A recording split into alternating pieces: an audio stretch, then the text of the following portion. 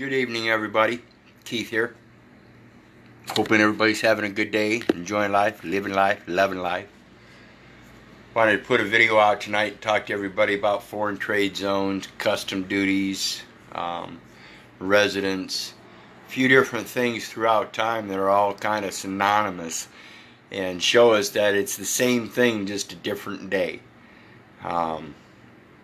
It goes right along with the old adage or the maxim of equity. What is done is what ought to be done. And so I'm going to show you some things here tonight that show you that they're still following the same principle. They've just changed the usage of the wording around and everything.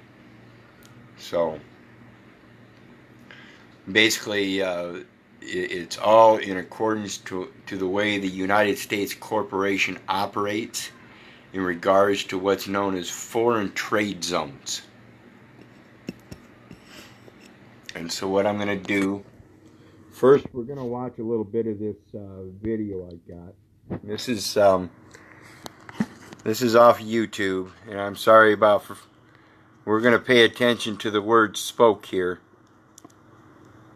So I'm sorry about any non-clarity. Let me see if I can just hold it for this section. So pay attention to the words here.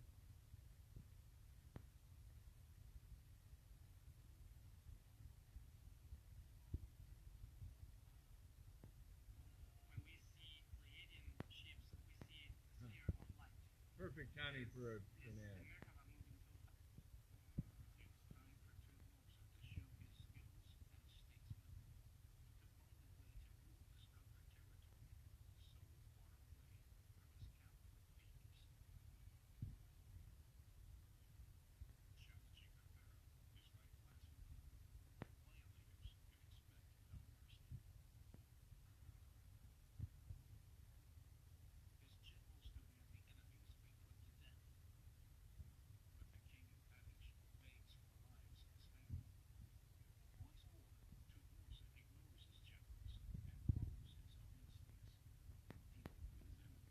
Pay attention.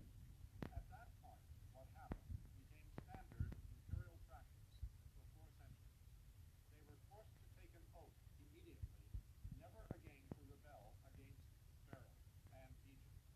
At the same time, it was made plain to them that they had to hand in taxes, the same kind of taxes that the Egyptian peasants had to hand in whenever Pharaoh or his ministers asked for them. And finally, they were obliged to give up their young children. Tutmosis spares the lives of the rebel leaders.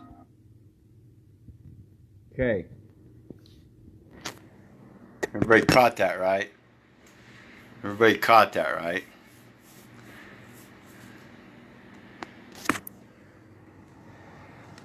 No sound or very low.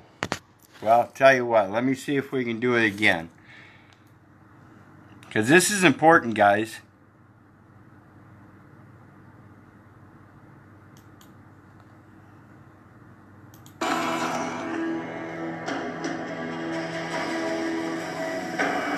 It's time for Tutmosis to show his skills as statesman, to find a way to rule this conquered territory so far away from his capital in Thebes. Challenging the pharaoh is like blasphemy. Violators can expect no mercy. His generals demand the enemies be put to death. But the king of Kadesh begs for the lives of his family.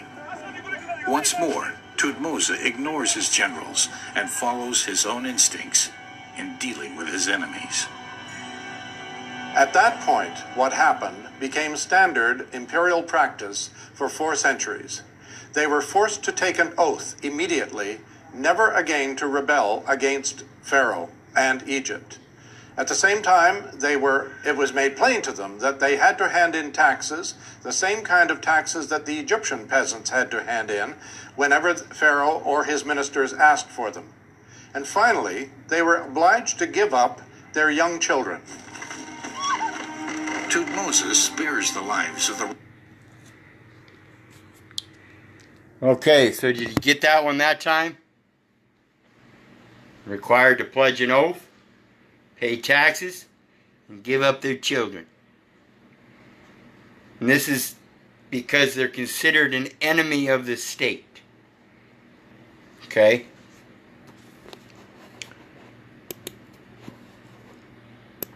Now,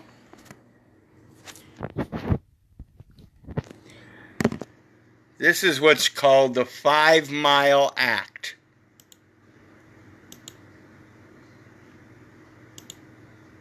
Everybody can read that.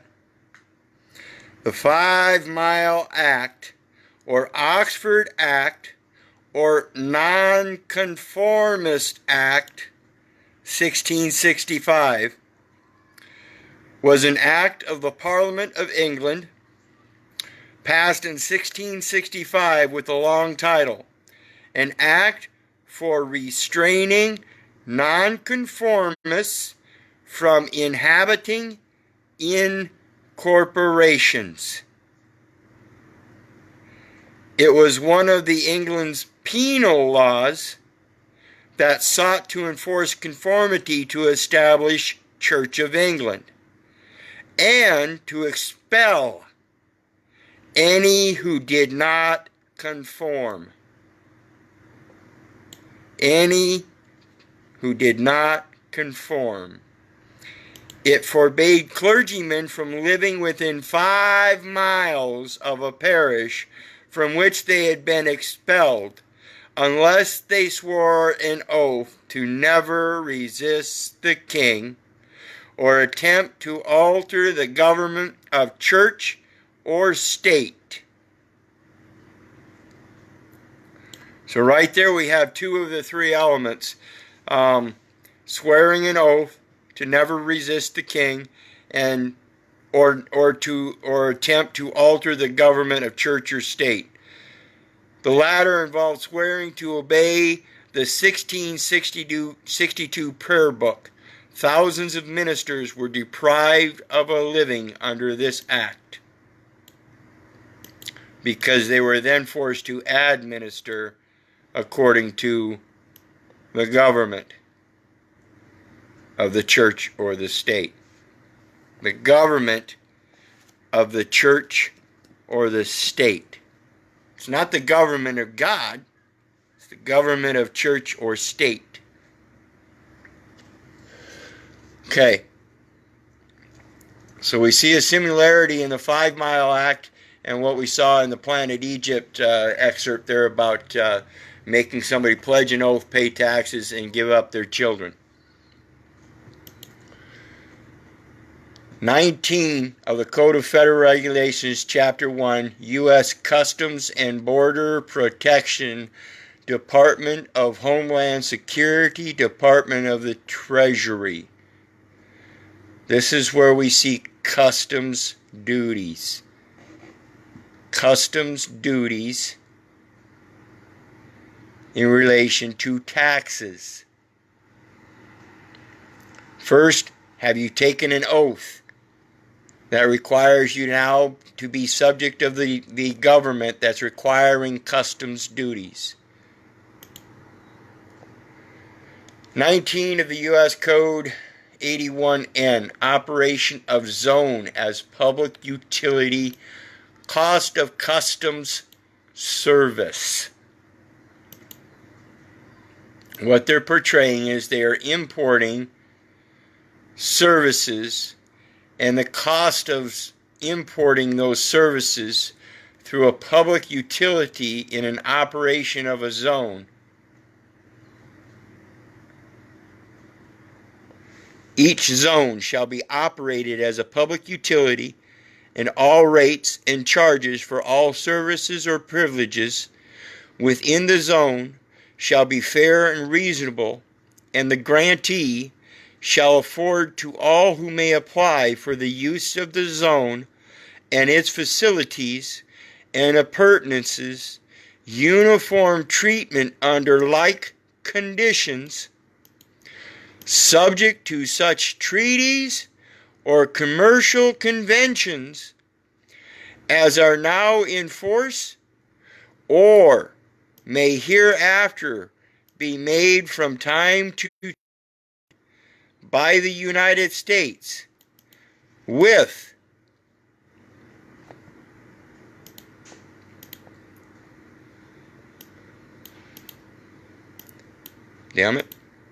foreign governments and the cost of maintaining the initial customs service required under this chapter shall be paid by the operator of the zone. What the hell is a zone? The term zone means a foreign trade zone as provided in this chapter. Zone means foreign trade zone. Thus, a foreign trade zone means a zone. They mean the same thing, folks. So anytime they say zone, they are talking about a foreign trade zone. Each foreign trade zone shall be operated as a public utility, and all rates and charges for all services or privileges within the zone shall be fair and reasonable, and the grantee. The term grantee means a corporation to which the privilege of establishing, operating, and maintaining a foreign trade zone has been granted.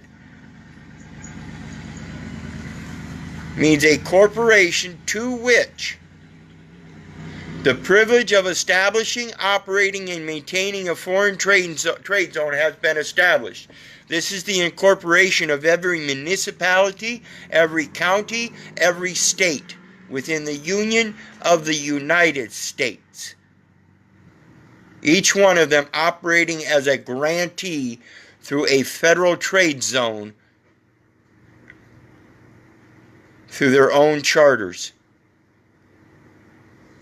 And they are grantees of the public utilities. And as grantee, it proves that there's a trust in play. This is not just a regular contract. This is a trust. Grantee, who's the beneficiary?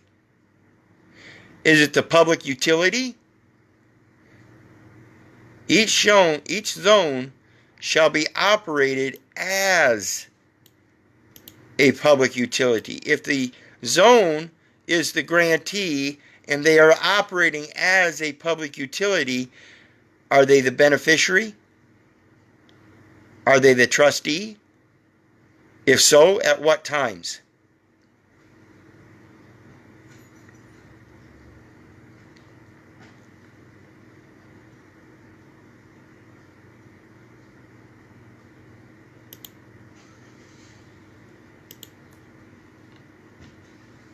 Remember, this is foreign trade zones, customs duties, Chapter 1A, foreign trade zones, operation of zone as public utility. And we know that foreign trade zone and zone are the same. They're synonymous. And so, as a public utility, it's being operated as a foreign trade zone under 19 U.S. Code 81N, customs duties.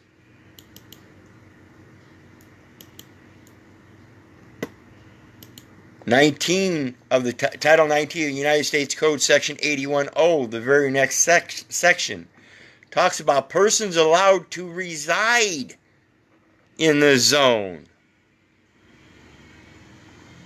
No person shall be allowed to reside within the zone except federal, state, or municipal officers or agents whose presence is deemed necessary by the board. This speaks nothing of the private peoples.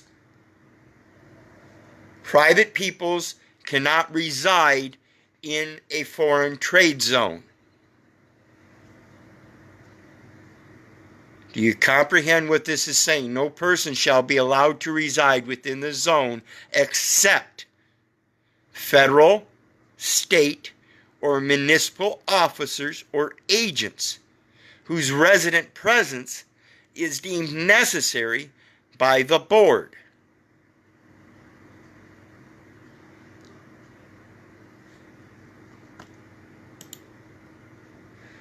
The term board means the board which is established to carry out the provisions of this chapter. The board shall consist of the Secretary of Commerce,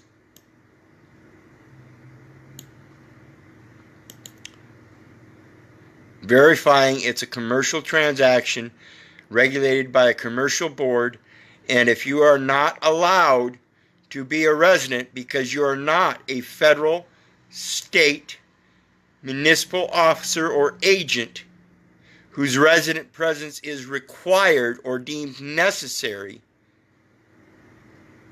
then quit claiming residence.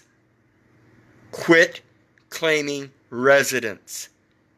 Rules and regulations for employees entering and leaving a zone. The board shall prescribe rules and regulations regarding employees and other persons entering and leaving the zone.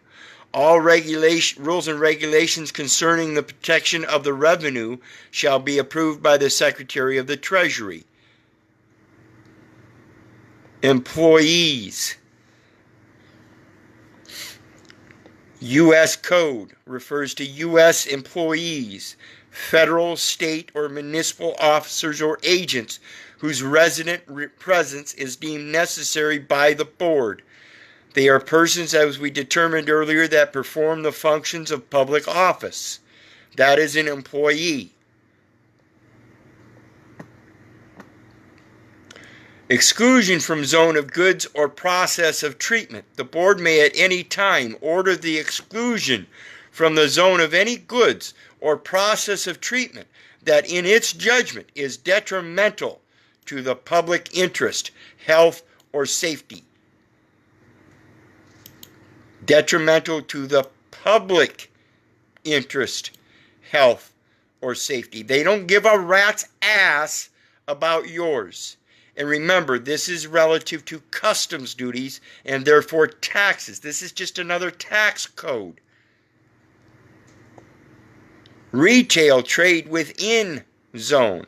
No retail trade shall be conducted within the zone except under permits issued by the grantee and approved by the board.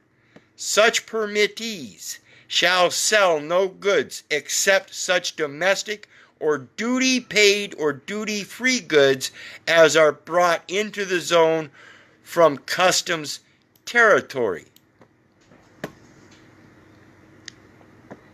Exemption from state and local ad valorem taxation of tangible personal property. Tangible personal property imported from outside the United States and held in a zone for the purpose of storage, sale, exhibition, repackaging, assembly, distribution, sorting, grading, cleaning, mixing, display, manufacturing, or processing intangible personal property produced in the United States and held in a zone for exportation, either in its original form or as altered by any of the above processes, shall be exempt from state and local ad valorem taxation. Either in its original form or as altered by any of the above processes shall be exempt from state and local ad valorem taxes. If I take and I order a bunch of automotive stereos, and I make a contract with an automobile manufacturer to sell them those radios, I can do so at a lower tax rate based on being a foreign trader, exempt from import-export taxes.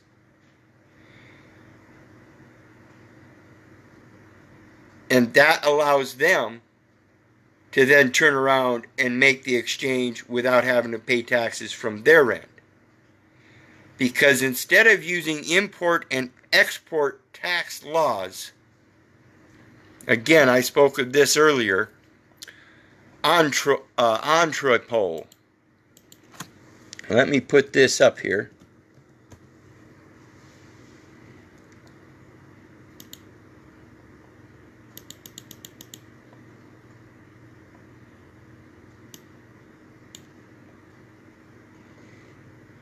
A port, city, or other center to which goods are brought for import and export, and for collection and distribution. Import and export are separate, or other center to which goods are brought. They're not imported or exported, they are brought for import and export. As an American national, I can go to any local store and buy up all their car batteries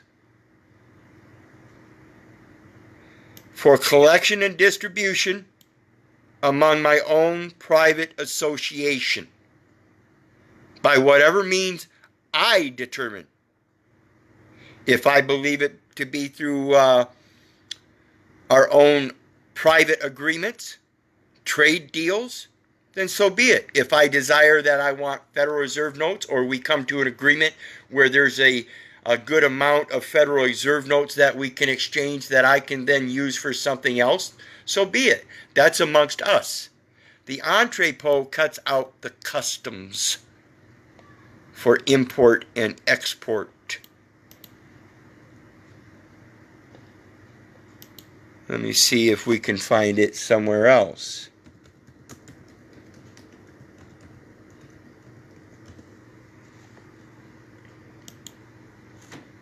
The term entrepot historically referred to a seaport or warehouse where goods would be imported for storage or trade before re-export, with no additional process taking place and with no custom duties imposed.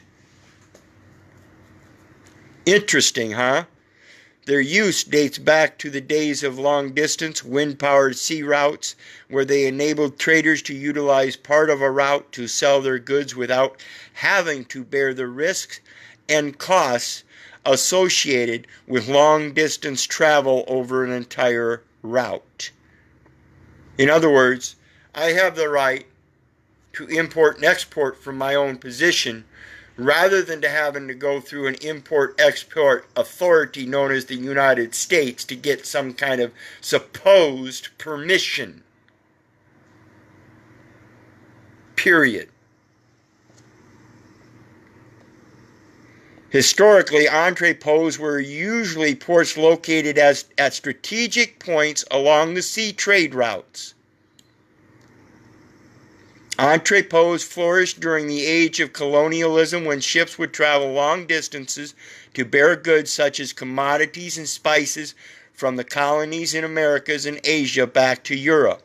The benefit of the entrepôt in the past was that it removed the need for ships to travel the whole distance of the shipping route. Ships would sell their goods in the entrepôt, and the entrepôt would in turn sell them to another ship traveling a further leg of the route. The use of trade entrepôts has become largely obsolete as transportation options and safety have improved.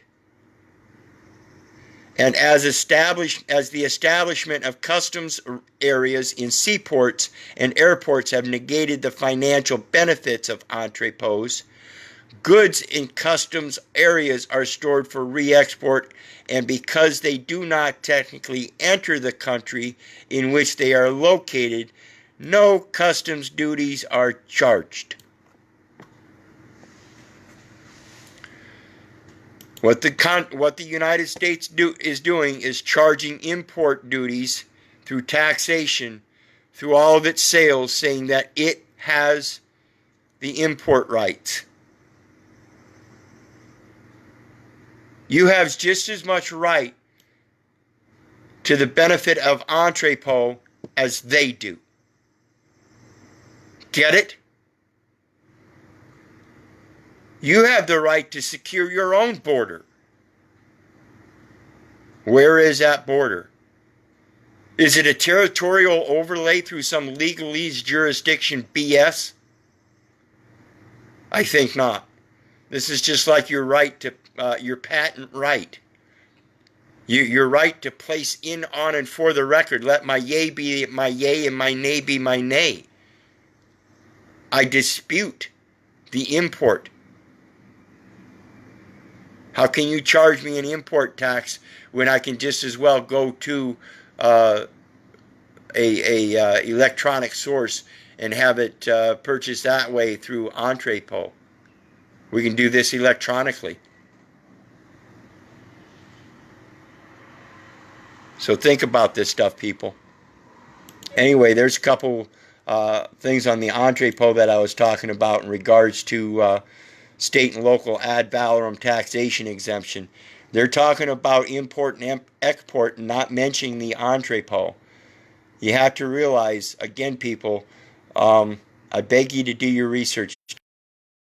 The government. I disbelieved the government so much that I couldn't believe that the only two options we had was import and export. There's got to be other options. And I found it. Entrepot.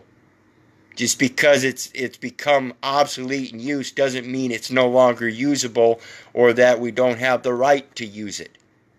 We have the right to assert that we don't have to accept their authority in a taxing position for the import. We can accept their rights or their duties and obligations for safety and health reasons, so that if it's coming from a foreign country and I happen to order fruits, I don't want to bring in foreign insects that might damage our own economy here. I can see sense in that. But to just negate my entire ability to do the same thing is a whole different issue. It's a violation of rights. And when we talk about foreign trade zones, we talk about 15 U.S.C., commerce and trade, export enhancement, export promotion, United States and Foreign Commerce Service. United States Foreign Commerce Service establishment. In general, the Secretary of Commerce. Remember we talked earlier, Secretary of Commerce. The board means the board which is established to carry out the provisions of this chapter. The board shall consist of the Secretary of Commerce, who shall be chairman and executive officer of the board, and the Secretary of the Treasury. Now we see the Secretary of Commerce again. Shall establish within the International Trade Administration. International Trade Administration. The United States and Foreign Commercial Service. The Secretary shall, to the greatest extent practicable, transfer to the Commercial Service. Means the United States and Foreign Commercial Service. The functions and personnel of the United States and Foreign Commercial Services. Assistant Secretary of Commerce and Director General, other personnel. The head of the Commercial Service shall be the Assistant Secretary of the Commerce and Director General of the Commerce Service, who shall be appointed by the President by and with the advice and consent of the Senate. The Assistant Secretary of Commerce and Director General of the Commercial Service may appoint commercial service officers and such other personnel as may be necessary to carry out the activities of commercial service. That's all it is. It's commercial service. Read this section, Statement of Purpose. Commercial service shall place primary emphasis on the promotion of exports of goods and services from the United States. Am I not allowed to get my goods and services from someone else within the states and without the United States. Yes.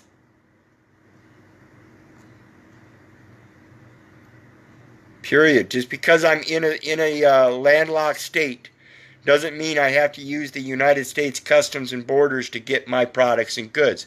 Doesn't mean I have to use them to import them or export them. I can obtain them through entrepot.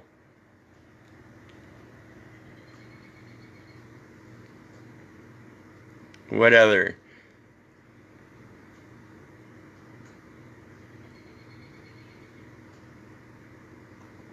The Secretary shall district offices. The Secretary shall establish district offices. District, as in District of Columbia, district courts of the commercial services in any United States city in a region in which the Secretary determines that there is a need for federal government export assistance. Customs and Border Protection, Department of Homeland Security, Department of the Treasury, assistance in operation of zone as public utility for cost of customs services that is then applied to persons allowed to reside in zone. But persons are everybody that sits there and fills out rental applications, and the landlord has their property listed as residential property. All these mistakes in and on and for the record need to be corrected, people, and this is where it starts. You have to realize you're not part of this zone. Persons allowed to reside in the zone. No person shall be allowed to reside within the zone except federal, state, or municipal officers or agents whose resident presence is deemed necessary by the board. So let's find out from the Secretary of Commerce and the rest of this board if this presence or the presence of this resident is deemed necessary for the carrying on of the functions of public office. I don't think so. I'm certainly not getting compensated for the functions of performing the functions of public office. This one here is a foreign trade zones, a primer prepared by IMUA. I want you guys to pay particular attention. IMUA's Loss Control and Claims Committee and Transportation Committee. Copyright 2010, inland, as I just said, landlocked, Marine Underwriters Association. What do people underwrite? They underwrite insurance claims. The Inland Marine Underwriters Association is a not-for-profit association focused on the commercial inland marine insurance line of business. Foreign trade zones. Inland marine insurance line of business. The purpose. IMUA was organized in 1930, the Great Depression, as a national trade association and rating bureau for all inland marine classes. In 1948, the Ratings Bureau activities of the IMUA were transferred to the Inland Marine Insurance Bureau, now defunct due to the 1944 U.S. Supreme decision in the Southeast Underwriters Association case. Today, IMUA is comprised of members, insurance and reinsurance companies that underwrite a significant portion of the commercial inland marine insurance in the U.S. Associate members are companies or organizations that provide products or services to the insurance industry. As soon as you fill out the SS5, Social Security Old Age Pension Insurance Fund application, you are an associate member providing services as an authorized representative, giving authorized signatures on all financial instruments, thereby securitizing them.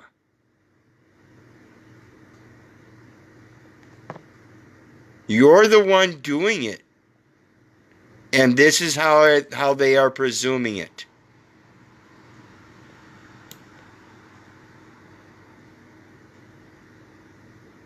And I will post these links. I'll post all these links when I get done with the video. I will post my PayPal link along with all of these that we're going over. As well as this one here is a 37-minute YouTube video explaining foreign trade zones and how they operate. It is a very good video to listen to. I highly recommend it.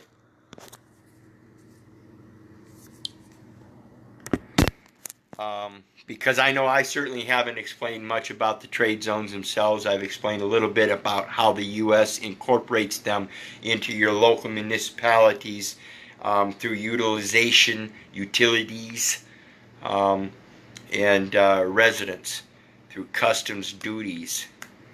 Importing and exporting everything that comes and goes through all of your local grocers, your mercantile stores, jewelry stores. I don't care if it's a pawn store, it's a resale situation, a automobile dealership, any kind of services, printing services.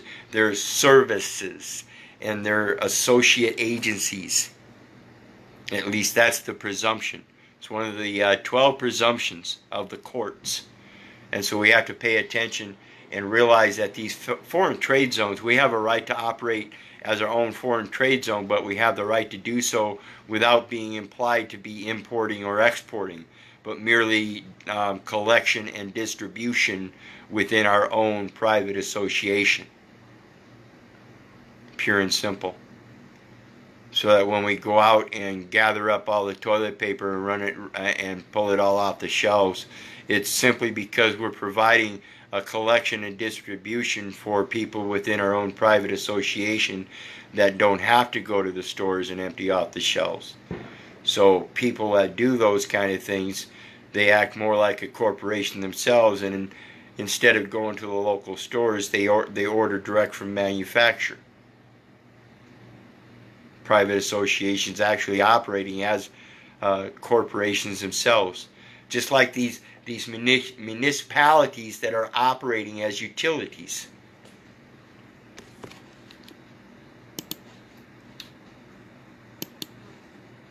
Operation of zone as a public utility. We're not operating as a public utility, we're operating as a private utility. We have the same rights. And we have the same right to have what they call residents, we call members, or family, or brothers, sisters, associates, whatever we deem necessary. It's the whole difference. So think about this stuff, people, and realize there's a lot of things, like I said, when we reviewed this video and how they're talking about you got to have an oath to be part of that government, be an agent, and that oath is done through their you're actually signing oaths. They're just not in the quoted oath form. You're making pledges. It's the same thing. And so when we realize that, and realize that they've been doing this for thousands and thousands of years, what is the solution? The solution is to quit pledging, quit paying taxes, and realize that you have the right to not worry about import and export. You don't have to worry about Caesar. Give unto Caesar what belongs to Caesar, and collect and distribute that which is yours to that which is like you. You don't have to distribute it to the commercial system. But just because it's within a commercial system doesn't mean that you can't collect it from that commercial system. You have to have ways and means that are of equal rights, just like everybody else. So if perchance I do want to go out and buy up all the toilet paper, I can do so for collection and distribution purposes. So again, like I said, I'll post all these links that we've gone over so you can review them. The video that we went over first to begin with, the starting point is 31 minutes and 30 seconds, and you listen on through until about 32 minutes and 30 seconds. It's about a 1 minute section there to listen to that, pay attention to it, and realize that's what they're doing, is they're telling you you've made an oath, you owe taxes, and they want your children. Literally, they're still doing that today. And to escape that, we have to realize, or to free ourselves from that supposed bind, we have to realize that they instituted the same concept in the 5 Mile Act in 1665, saying that if you violated their regulations and wouldn't abide by them, then you got exiled out of the town. You weren't allowed to come back into the town unless you made a pledge of peace, never to rebut the government again, to pay taxes and go forth in their commercial system as they say so. And that's again reiterated 1665, and here we are in 2020, and you're still required, according to them, enforced and coerced at the hospital under duress, and even today they threaten to take your children if you don't sign that document in the best interest of the children. Well, the best interest they can come up with is for the operation of a utility in a in a foreign trade zone as a resident, which needs to be deemed necessary, and the only ones allowed are federal, state, or municipal agents or persons contracted with.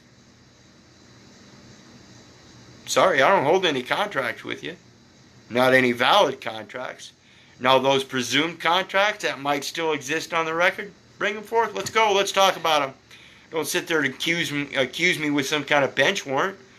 Let's get them out in the open. You know? So think about this stuff. And again, I'll post all this stuff so you guys can review it again. It's very important to realize your foreign status. You are not a resident. You cannot possibly be a resident unless you are actually employed in the performance of the functions of public office on a municipal, county, state, or federal level, or in contract with thereof. In other words, like say you're a bonding company, you provide a bail bonds. Say you're a notary, or you're a clerk for the local court, or you're a security guard for the local courthouse, or you're a police officer working for the municipality. Those are agents and principals of that. But if you don't work for them, you're not an agent for them. But remember, they also construe this through McDonald's. You filled out an employment application, and you gave up a social security number. That's a security instrument known as an obligation in the United States. In that capacity, you acted as an agent. You have to correct that. It's going to take a lot of us doing a lot of things to get these people to realize I can't fill out a job application, but what I can do is accept your offer as extended to contract with you. Employment application is just a different type of contract. So think about it. And remember, folks, if it wasn't for you, I wouldn't be doing this. I love you all. Peace. I'll post my PayPal link if you can send me some love. I always appreciate that. As well as sharing this stuff too. Please share it. Everybody else needs to hear this and learn it and be able to at least have it put in front of them if they're going to be open-minded enough and want to listen to it. So please do so. Pass it on. I don't know everybody out there, so I'm going to pass it on. I want you to pass it on to people I don't know. So again, hit that PayPal link when I get it posted. Give me about 5 minutes and that'll be back up. In the meantime, again, God bless. Thanks for listening. If it weren't for you guys, I wouldn't be doing it. I love y'all.